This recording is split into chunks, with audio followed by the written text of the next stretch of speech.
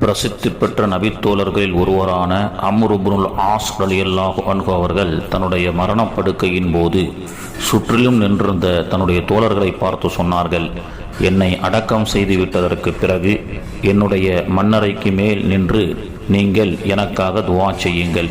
என்னுடைய கேள்வி கணக்கு லேசாக்குவதற்கு நீங்கள் உறுதுணையாக இருங்கள்.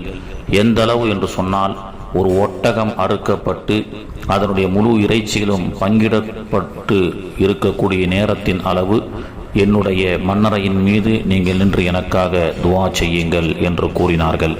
சஹீஹுல் முஸ்லிமிலே பதிவு செய்யப்பட்ட இந்த ஹதீஸ், அதனை தொடர்ந்து இமாமுனா ஷாஃபி ரஹ்மத்துல்லாஹி அலைஹி அவர்கள் கூறுகிறார்கள், மண்ணறையில் அடக்கம் செய்யப்பட்ட ஒரு சகோதரருக்காக முழு குர்ஆனையும் ஓதி ஹதியா செய்து அவருக்காக உறுதுணையாக இருப்பதற்கு நான் ஆசைப்படுகின்றேன் என்று இமாமுனா ஷாஃபி